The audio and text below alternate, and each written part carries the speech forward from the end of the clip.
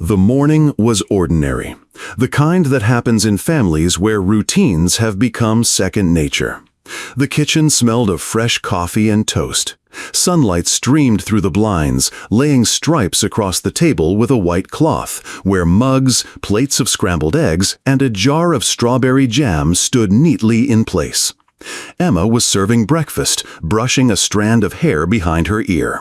Her husband, Daniel, sat at the table scrolling through the news on his phone. From the next room came their son's humming as he got ready for school. "Don't forget, you've got a biology test today," Emma called out, "and grab the apple. I put it in your backpack." "Can I take a banana instead?" the boy asked, poking his head through the doorway. "We're out of bananas," she smiled. "Besides, apples are better for you. And brush your teeth properly this time, not like yesterday." Yeah. The bathroom door slammed, and soon the sound of an electric toothbrush filled the silence. Daniel glanced at his wife over the rim of his glasses. "Stubborn, just like you as a kid." "No, that's you," Emma replied, sitting down and pouring his coffee. "You hated apples too, until you cracked a tooth on a lollipop." Daniel smirked, took a sip. "You know, people keep saying he doesn't look like me." Emma froze for a second. The surface of her coffee trembled slightly. "What do you mean?" "Yesterday, Mark, the upstairs neighbor, said the boy's face is different. Lighter eyes, different features." Her smile was strained. "Mark talks too much. He even confuses me with my sister, and she's 10 years older." Daniel shrugged. "Maybe." Their son came back in, hair still damp, backpack slung over one shoulder. "I'm ready. Let's go, Dad." Daniel grabbed his keys. Emma handed the boy a warm bundle, a cinnamon roll, still hot. "For your snack. Don't share, or you'll be the one left hungry." The boy smirked, kissed her cheek, and left. Daniel lingered on Emma for a moment longer than usual. "I'll be late tonight. Meeting." "As always," she teased lightly. The door closed. In the car, the radio played softly in the background. Daniel stole glances at his son, who was scrolling on his phone. The nose, different. The eyes, slightly almond-shaped. Even the ears, off. He had never noticed before. He had always thought the features came from Emma's side, but now the thought gnawed at him like a worm. "Dad, why are you acting weird?" Nothing, just thinking." "You're still coming to parent-teacher night, right?" "If I can make it, remind Mom too." "She always goes." The traffic light turned red. Daniel stopped the car. He looked at his son as if for the first time. He remembered holding him as a newborn in the hospital, crying from pure joy. But now it felt different, as if a stranger sat beside him and he was desperately searching for familiar traits. That evening, Emma was washing dishes. Their son, headphones on, was watching a movie. An ordinary evening, as if nothing had changed. But Daniel couldn't relax anymore. He noticed glances, tones of voice, how Emma avoided certain questions, how his son sometimes looked at him as if sensing something. That night, he lay awake, staring at the ceiling. Emma breathed calmly beside him. And for the first time, the thought came, what if it's true? What if I'm not his father? The next morning looked the same. Breakfast, rushing, school traffic. But he didn't hear anything, didn't taste the coffee, didn't even remember pulling out of the driveway. All he saw in his mind was his son's face, his gestures, his mannerisms, once familiar, now foreign. At work, he was distracted. His colleagues noticed, but said nothing. Only Jason, his half-brother on their father's side, invited him to lunch. "You're not yourself today, Dan. Something wrong?" Daniel wanted to say, "I'm fine," but instead blurted out, "Jason, have you ever looked at your family and doubted, wondered if your son was really yours?" Jason set his fork down. "What do you mean?" Daniel leaned closer. "Have you ever looked at your kid and thought, maybe he isn't mine?" Silence. The cafeteria's hum grew louder, as if the world was trying to cover their words. "Me? No," Jason said quietly. "But I've known men who did, and they weren't always wrong." "Not wrong?" "Yeah. One guy I knew found out after 10 years. Still doesn't know if he forgave her." Daniel sighed heavily. "I'm not saying anything happened, but he looks different. Nothing like me or my family. Even his blood type, I think, doesn't match." "You checked?" "Not yet. It's just, ever since Mark mentioned it, I can't get it out of my head." Jason shrugged. "Then do a test. Easy enough these days. And if I don't want to know the truth? Then don't ask. But once the doubt is there, it'll find you anyway. Morning, night, maybe even in a sealed envelope, slapped right in your face." Jason left, while Daniel sat alone. His coffee had gone cold. Outside, the city moved as usual, but he saw only one thing. And if he really isn't mine, then what? He tried to talk to himself as if to a stranger, calmly, reasonably. Even if he's not mine by blood, does that erase everything? Who took him to the doctor? Who taught him to ride a bike? Who stayed up at night when he had a fever? Who told him stories when he was afraid of the dark? Daniel pressed his fingers to his forehead. His chest felt heavy. I'm his father, because I was there, because I love him. Even if one day it turns out he's not mine by blood, that doesn't erase the past. Maybe it's foolish to dig into this at all. Why stir up something you can't take back? Isn't everything fine right now? He calls me Dad. He loves me. What could possibly matter more than that? He froze. And then, like a cold whisper inside, came another thought. But what if you have been lied to all along? If you're not his father, then what have you really been to them? Do you truly want to live your whole life without knowing? He lowered his head over his cup. No taste, no smell, no comfort left. Only emptiness. I won't be able to live in peace unless I find out. That evening, Daniel came home later than usual. He avoided Emma all night. He had been behind his laptop, scrolling through websites, reading articles and forum posts. Man suspected the child wasn't his, and was right. 5 years raising another man's son. DNA test confirmed it. He divorced her and never looked back. In every headline, he saw himself. And he couldn't decide what was worse, that it might be true, or that it might not. That night, he stepped out on the balcony, smoked, even though he had quit years ago. Later, he opened the closet and pulled out an old folder of documents. On the hospital record, it said, mother's blood type B, child's AB. His own was A. He remembered that clearly. Quickly, he typed into the search bar, can a child with blood type AB be born to parents with types A and B? Answer, yes, possible. He leaned back in his chair. The relief lasted only seconds. The crack had already formed, and everything familiar was collapsing. The next morning, he asked, tell me, when exactly did you find out you were pregnant? Why that question? Just when? We had only just moved in together. Yeah, a couple of weeks after I moved in. Why? Just trying to remember. Wanted to piece things together. She gave him a wary glance, a pause, then the usual smile. You're feeling nostalgic? He only nodded and turned away. For days, he moved through life in a haze. Work, dinner with the family, even jokes. It all felt like watching someone else. He had become a spectator to his own life.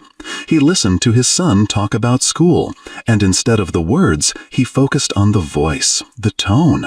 Not mine, whispered the thought when the boy laughed. Maybe mine when the boy gripped his hand tightly at a crosswalk. Every gesture, every touch was torture, because Daniel no longer knew what was real. By Friday night, while Emma was at the store and his son was gaming with headphones on, Daniel went into the bedroom and closed the door. He opened his laptop, found the website of a well-known lab, clicked the button, order a home DNA test. His fingers shook, his heartbeat was uneven. What are you doing? Who is this against? Him? Her? Yourself? He filled out the form, address, phone, checked the option, discreet packaging. 2 days later, a silent courier in dark clothes handed him a box and disappeared. No logo, no name, just numbers and a barcode. Daniel hid it in the closet under a box of Christmas decorations. Every night he paused at the door, waiting for his family to sleep. Only then did he dare. 2 vials, 2 sterile swabs. Instructions: swab the inside of the cheek, let dry, seal. He knew he couldn't walk up to his son and say, "Give me a sample." That would shatter everything. So he found another way. One evening, when Emma was in the kitchen and his son was in the shower, Daniel slipped into the bathroom to grab a towel. He spotted the boy's toothbrush. Using a tissue, careful not to touch the bristles, he collected it. His hands trembled. He sealed it in the container, labeled it, hid it away. Later that night, he took his own swab in the quiet of the bedroom. Both samples went into the envelope, sealed, delivered. The waiting was torture. He woke at 3 a.m. with the same question. What will you do if the test proves it? And worse, what will you do if it doesn't? One night he watched old home videos. A little boy smiling at the camera. "Daddy, look, I built this." That voice now felt like another lifetime. Then, a week later, the email arrived. Subject line: DNA results available. Daniel sat in his car outside the office, holding his phone. The engine hummed, the windows fogged. He closed his eyes. Inhale. Exhale. Opened them. The text was short, clinical. Probability of biological paternity, 0.00%. No shock, no scream, just silence. He stared into the screen like into an abyss. That evening, he didn't go home. He drove aimlessly through the city, past streets where he had walked with Emma and their son. Every corner now cut like a blade. A day passed, then another. At home, he moved like a ghost. Washed dishes, took out the trash, asked about their day.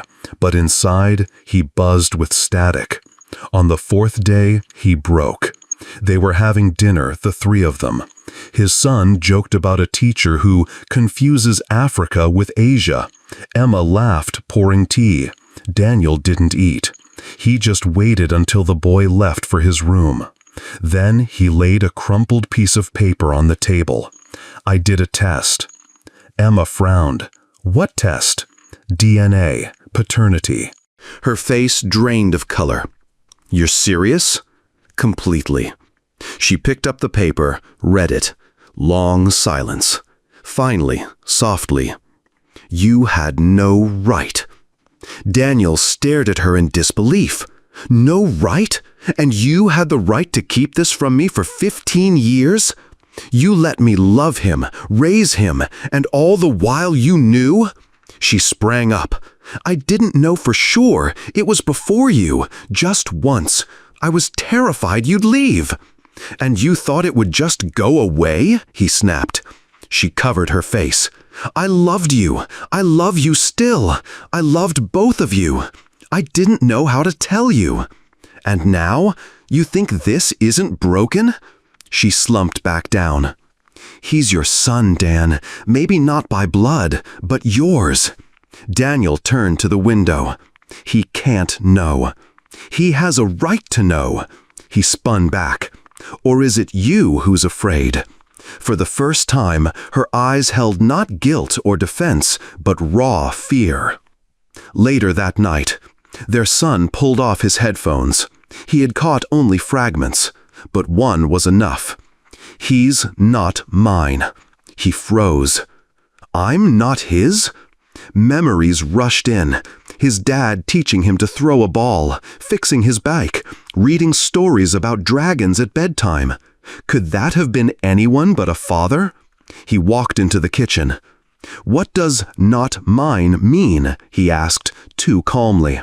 Emma's lips parted, but no words came. Daniel couldn't meet his gaze.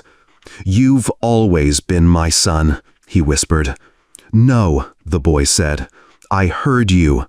"Son," Emma began. "You lied to me all this time?" His voice cracked. Silence. He stepped back, then turned and left. The door slammed. Outside, the wind whipped fallen leaves down the street. He walked fast, as if to escape not just the house, but his whole life. Past the pharmacy where his mom once bought him candy.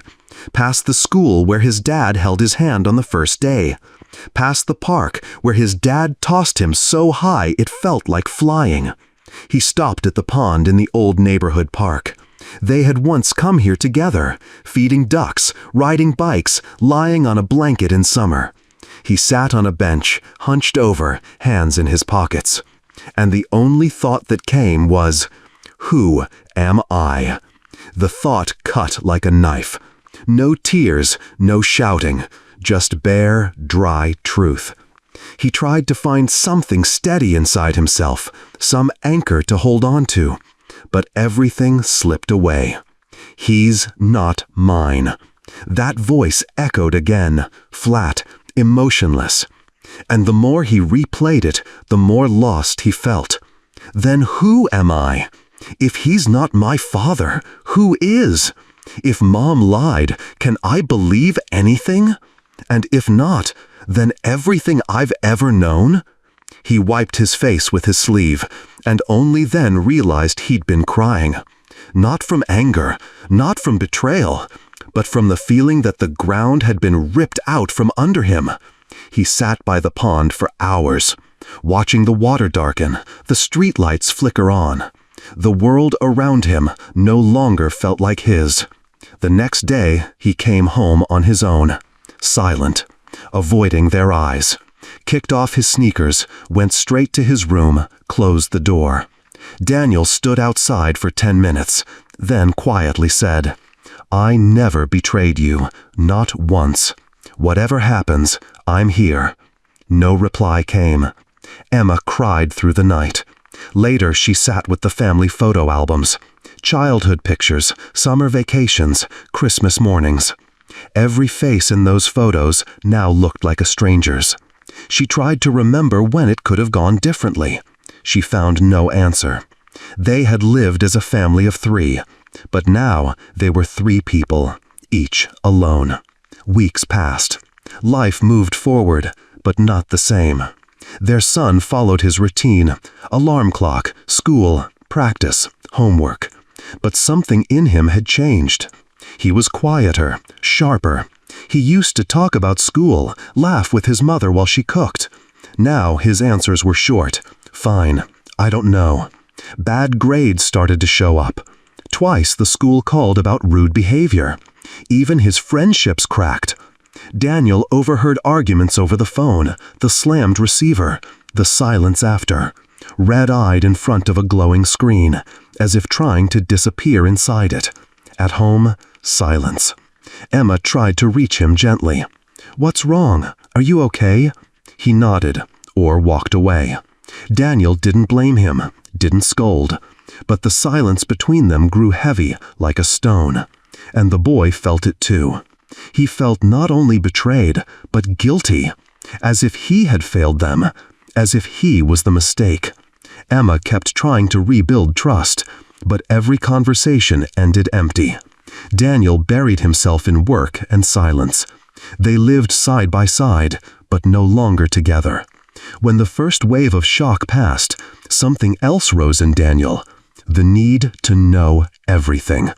A name, a face, the details. One morning, alone in the house, he opened Emma's drawer of old papers. He wasn't looking for something specific, just a clue. He found it. An old train ticket 15 years ago. Scribbled on it, "Thank you for that evening. S." S. Not a family friend. Not a familiar name. A stranger. He snapped a photo of the ticket, then put everything back. He felt like a detective in his own home. That evening, he asked her directly. Emma was washing dishes when he entered the kitchen. "Did you ever get a note from someone signed with the initial S?" "What?" She turned. What note? A train ticket, 15 years ago. Thank you for the evening. Destination, Rizan. She froze. The water kept running, but she didn't move. Dan. Who was he? It was long ago. I barely remember. We met on the train, talked, spent an evening together. That's all. Did he know you were pregnant? Silence. Her eyes gave the answer. I didn't tell him. He left. We weren't together. I never thought it would turn into this. But it did, Daniel said flatly, which means somewhere out there is a man who has a son.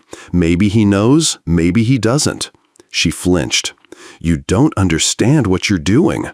And you don't understand what you've taken from us. A few days later, when the subject came up again, she whispered. His name was Stephen Smith. He was an engineer. We never exchanged contacts. It was enough. That evening, Daniel searched online. Stephen Smith, engineer. There were hundreds, but he filtered by age, by city. And then he found one. An old profile photo. Dark hair, square jaw, eyes. Eyes that looked exactly like his son's. He didn't doubt. He had found him. He told Emma he was going on a business trip. Took a day off. After 3 hours of driving, he stood in the parking lot of an office building. Stephen stepped out for lunch break. Tidy, professional, folder in hand. Daniel approached. Excuse me, are you Stephen? Yes, and you are? My name's Daniel. We need to talk. About 15 years ago. Stephen frowned. Who are you? The man who raised your son. The word son hung in the air. Stephen dropped his gaze, then nodded toward a bench nearby. They sat. Daniel pulled out the paper, told him the story. Stephen listened in silence, then finally said, I knew, but she disappeared. I waited for a letter, a word. Then I thought, maybe it was better left alone. I got married. I have a son now. He's 7. Then you have 2, Daniel said. I don't know. Maybe just 1. Does he think you're his father? I don't know, Daniel answered quietly. Not anymore. They parted with no handshake, no promises. Daniel drove back with nothing but emptiness. When he returned, Emma was waiting. You went to him, didn't you? I had to. Now he'll want to interfere. That's not for me to decide. It's his right. She stared at him, desperate. And you, what do you want now? Daniel looked at his son's closed door. For a long time. I want him to decide who his father is, me or him, or no one. Emma sat in the kitchen with the album open, turning the pages slowly. School plays, summer trips, Christmas mornings, smiles, sand, kites, small hands gripping their father's shoulders, moments that now felt unreal, as if they belonged to someone else's life. Daniel walked in quietly. Emma didn't look up, but said, I always thought, I'll tell him. Then, no, not yet. He's too young. Then, can't do it in the teenage years. Too much of a trauma. Then, why, if everything seems fine? And now, it's too late. Daniel sat across from her. His eyes fell on the beach photo. Their 6-year-old son, covered in sand, arms stretched toward the camera, pure happiness on his face. Daniel's voice was tired, but calm. He was mine anyway, from the first day. He paused, then added, Yes, I was afraid, but everything we had, it wasn't fake. Emma bit her lip. I remember how you taught him to swim, how you carried him on your shoulders, how you slept next to him when he was scared of the dark. I looked at you two and thought, that's all that matters. It was real, Daniel nodded, until one piece of paper turned off the light. It wasn't the paper, it was my lie. I should never have lied, to you or to him. He looked at her with bitterness, but the fury was gone. What remained was only weariness, and the last traces of warmth that, despite everything, hadn't vanished. We've had 15 years together. Was it all empty? No, she whispered, but it's cracked. I don't know how to fix it. I don't know either, he admitted. But I know this. I can't throw away everything just because of a truth I didn't know before. He's my son, and you're part of my life. It hurts, but everything we had is still precious to me. They fell silent, but this silence wasn't hostile anymore, more like a pause, a breath. Late that night, he knocked on his son's door. "Can I come in?" The boy was at his desk, doing homework, or pretending to. Daniel sat on the edge of the bed. "I know you're angry. You have the right to be." The boy said nothing. "I met him, your biological father. He lives in Cleveland. I don't want to push anything on you, but if you ever want to see him, you have that right. I'll help you." The teenager turned his head. In his eyes, weariness, hurt, and something almost grown up. "Why would I?" Daniel froze. "I don't know him," the boy went on. "He wasn't there. He didn't teach me, didn't take care of me, didn't stand in the school hallway, didn't read bedtime stories. You did. And then you did that test, like you threw me away, as if none of it mattered." His voice cracked. "I'm not fake, Dad. I'm not a mistake. It's not my fault I don't have your DNA. But you made it feel like I'm a stranger." Daniel clenched his fists, trembling. "I'm sorry. I was scared. The truth can cut like a knife. I needed to know. Not because of you, but because I didn't know who to trust. But that doesn't change one thing. I love you, and I'm not going anywhere." The boy stayed quiet, then whispered, "I'm scared." "So am I," Daniel said softly. He placed a hand gently on his son's shoulder. The boy didn't pull away. That was enough. It was Saturday. The sun warmed the living room windows. The air felt like spring, not the one on the calendar, but an inner kind, as if the house itself had grown lighter. Daniel read the paper. His son half-watched YouTube. No big words, just presence. Calm, ordinary. And then the doorbell. Emma peeked through the peephole and froze. "There's a man, Stephen." Daniel stood. His heart skipped. He hadn't expected him, not now. The door opened. Stephen stood there in a light jacket, hands clasped, nervous but determined. "Hi," he said. "Sorry for dropping by. I thought for a long time. Decided, if not now, then never." Daniel stepped into the hallway, closing the door behind him. "He's already made his choice," Daniel said evenly. "He doesn't want to start over. He wants to live with me, with us." Stephen nodded, but didn't leave. "I'm not here to take him. I don't want to interfere. But can I just talk to him? Once. No pressure, no expectations. I just want to see him in person, hear him, understand who he is." Daniel studied him. The thought rang in his head. What if he chooses him? But out loud he said, "All right, just be gentle. He's been through a lot." Back inside, he called, "Son, can you come here for a minute?" The boy looked up, surprised. "What is it?" "He's here. He wants to talk. Only if you want to." The boy paused, then stood up. In the hallway, they faced each other. So alike, and yet strangers. Stephen spoke first. "Hi. I don't know how to do this right. I never thought it would come to this. But once I found out, I couldn't stay away." The boy met his gaze, steady, no fear. "I know who you are, but you weren't in my life. I don't hate you, but I already have a father. He's there, in that room. He's the one who was with me, always." Stephen lowered his eyes. "I understand. Thank you for hearing me out." "Thank you for coming," the boy said quietly. "That matters. But I don't need anything to change." He paused, then added, "I just want to live like before. Is that okay?" Stephen nodded. In his eyes, no disappointment, only a painful but clean relief. "It's okay. It's how it should be." They exchanged a short, hesitant handshake, and that was all. Stephen left. The boy returned to his room. Daniel was still in his chair, not reading, just waiting. The boy sat down beside him. "I understand now," he said softly. "You're my dad, and he's just someone, one of many." Daniel didn't answer. He only put an arm firmly around his son's shoulders, silent. Just like years ago, when storms woke the boy at night and he searched for a warm shoulder beside him.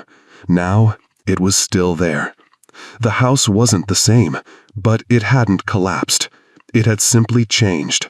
The walls a little closer, the floors creaking louder, the air holding something new. Not fear, not guilt, but awareness. Each of them lived differently now, not on autopilot, not with the certainty that everything was fixed forever, but carefully, attentively, with an eye turned inward. Daniel woke early, sometimes before dawn, drank coffee by the window, watched the streetlights fade, thought about what he had lost, and what he could still save. His steps grew softer, his voice quieter. He learned to be silent, not from anger, but because he knew the weight of words. Emma tired more quickly, but inside something thawed, as if she finally allowed herself not to be strong all the time, just alive.